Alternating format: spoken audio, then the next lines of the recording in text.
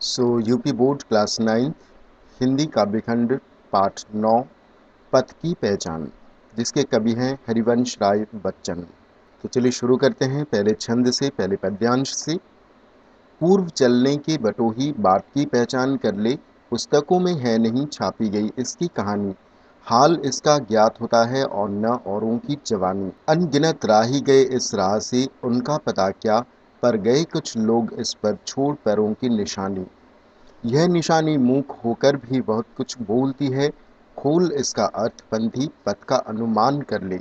पूर्व चलने के बटोही बाट की पहचान कर ले। तो इसकी व्याख्या से पहले सबसे पहले मैं आपको इसकी संदर्भ में बता देना चाहता हूँ। संदर्भ में आपको क्या लिखना है? संदर्भ में आपको लिखना है कि प्रस्तुत पद्यांश हमारी पाठ्यपुस्तक की काव्यखंड में संकलित पथ की पहचान शीर्षक कविता से लिया गया है और यह कविवर हरिवंश राय बच्चन द्वारा रचित काव्यग्रंथ या काव्य संग्रह सतरंगिणी सतरंगिणी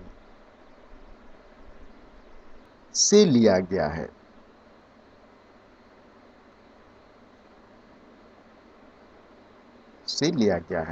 ठीक है, ये हुआ संदर्भ। अब देखते हैं प्रसंग। प्रसंग में आपको क्या लिखना है? प्रसंग बेटर होगा, सबसे पहले आप इसकी एक बार व्याख्या देख लें, उसके बाद में प्रसंग में क्या लिखना है, इसका सारांश लिखना होता है। ठीक है, तो अगर आप इसकी व्याख्या कर लेंगे तो प्रसंग लिखने में कोई दिक्कत नहीं आएगी। फिर भी मैं आपको बता देता हूँ आप प्रसंग में क्या लिखेंगे। तो प्रस्तुत पद्यांश में कवि ने यात्रा के लिए तत्पर पथिक को, जो पथिक यात्रा के लिए निकले हैं, उन्हें सचेत किया है, सावधान किया है कि उसे यात्रा से पूर्व अपने मार्ग को अच्छी प्रकार से जांच परख लेना चाहिए। अर्थात कोई भी काम सोच विचार कर ही करना चाहिए। ठीक है, एक बार व्याख्या समझेंगे तो आपको इसका प्रसंग भी बहुत अच्छे से समझ में आ जाएगा। तो देखते हैं व्याख्या। पूर्व चलने के बटोही बाट की पहचान कर ले। देखिए, बटोही, बटोही मतलब पथिक होता है, रागीर होता है, जो चलने वाला होता है, और बाट यानी कि रास्ता। तो कविवर हरिवंश जी कहते हैं कि हे पथिक, बटोही अर्थात पथिक, हे पथिक, जीवन रूपी यात्रा पर जाने से पूर्व अपने मार्ग की, बाट अर्थात मार्ग की पहचान कर ले, अर्थात मार्ग के विषय में पूरी जानकारी प्राप्त कर लो। अर्थात अच्छी प्रकार सोच विचार कर अपने लक्ष्य का निर्धारण करो। अर्थात मार्ग की कठिनाइयों का पहले ही पता लगा लो। पूर्व चलने के बटोही, अर्थात ये बटोही अर्थात पथिक से जो चलने वाला होता है, या कोई काम शुरू करने वाला अगर कोई है तो उससे कहा जा रहा है कि कोई भी काम शुरू करने से पहले या उस रास्ते पर चलने से पहले, जीवन रूपी मार्ग पर यात्रा आरंभ करने से पहले तुम अपने बाट की पहचान कर लो। अर्थात अपने मार्ग के विषय में पूरी जानकारी प्राप्त कर लो, अपने मार्ग को पहचान लो तो उस मार्ग में कितनी कठिनाइयां हैं, क्योंकि अगर कठिनाइयों का पहले ही पता अगर चल जाएगा तो उस मार्ग पर आप उसी हिसाब से चलोगे। ठीक है ना, ये इसका तात्पर्य हुआ। एक बार फिर से समझा देता हूं मैं आपको। तो कविवर बच्चन जी कहते हैं कि हे पथिक, बटोही अर्थात पथिक, हे पथिक, पूर्व चलने के अर्थात जीवन रूपी यात्रा पर, जीवन रूपी मार्ग पर यात्रा आरंभ करने से पहले, पूर्व अर्थात पहले, चलने से पहले, आरंभ करने से पहले अपने मार्ग की या अपने मार्ग के विषय में पूरी जानकारी प्राप्त कर लो। अर्थात अच्छी प्रकार सोच विचार कर अपने लक्ष्य निर्धारण कर मार्ग की कठिनाइयों का पहले ही पता कर लो।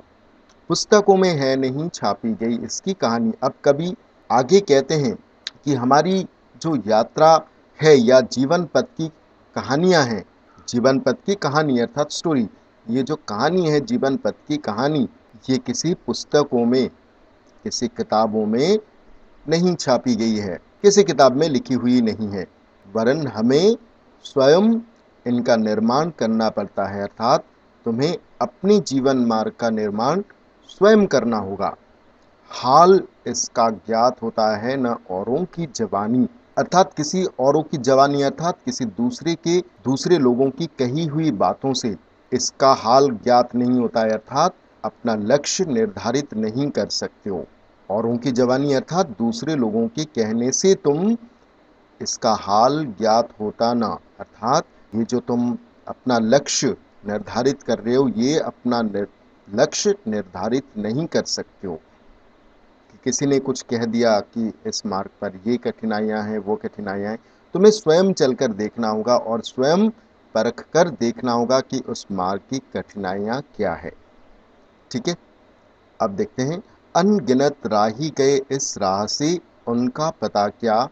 अब कभी कहते हैं कि अनगिनत राही अर्थात राहगीर, पथिक, तो संसार रूपी जीवन पर न जाने कितने अनगिनत अर्थात अनगिनत न जाने कितने राहगीर गए अर्थात आए और गए इस राह से अर्थात इस जीवन पथ पर, अर्थात न जाने कितनों ने जन्म लिया और मृत्यु को प्राप्त हो गए, उनका पता क्या, अर्थात उनकी गणना करना सरल नहीं है। राह से मतलब कौन से राह से, ये जो तुम्हारा जीवन रूपी यात्रा है, इस जीवन रूपी यात्रा में न जाने कितने लोगों ने जन्म लिया और मृत्यु को प्राप्त हो गए, उनका पता क्या, अर्थात उनकी गणना करना सरल नहीं है।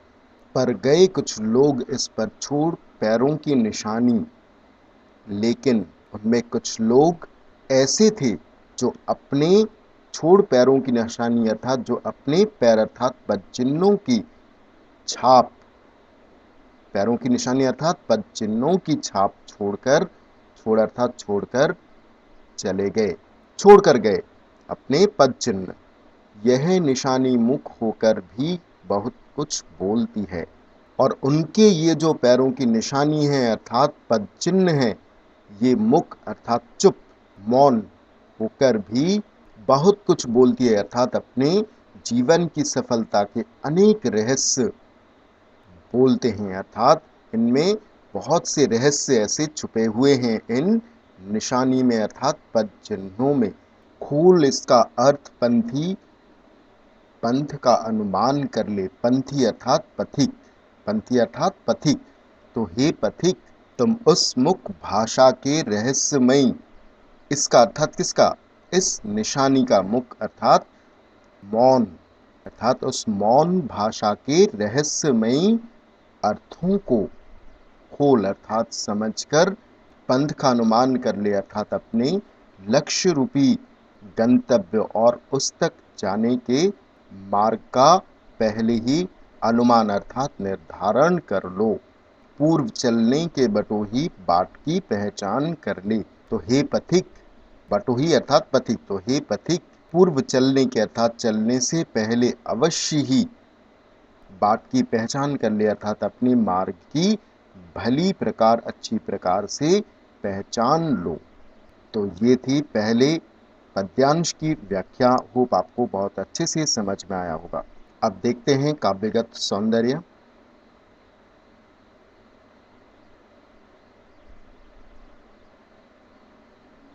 तो सबसे पहला पॉइंट इसमें आता है भाषा। ठीक है, भाषा इसमें देखिए हरिवंश राय बच्चन जी ने इसमें खड़ी बोली भाषा का प्रयोग किया है, खड़ी बोली भाषा। ठीक है, खड़ी बोली भाषा का प्रयोग किया है। दूसरा पॉइंट आता है गुण। गुण इसमें देखिए ओज गुण है, ओज से भरा हुआ छंद है, इसलिए ओज गुण इसमें आया हुआ है।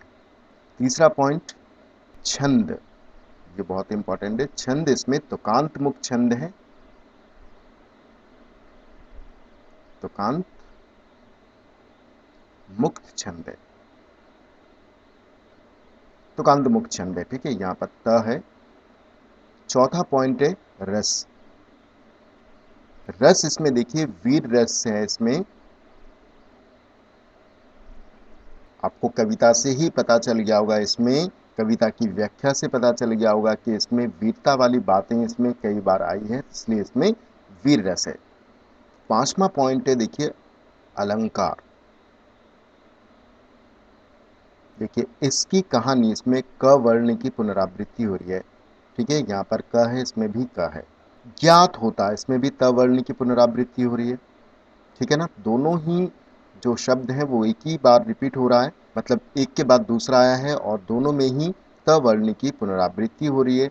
अर्थपंथी, इसमें थ वर्ण की पुनरावृत्ति हो रही है। मुख होकर, इसमें क वर्ण की पुनरावृत्ति हो रही है, जिसके कारण यहाँ पर अनुप्रास अलंकार है।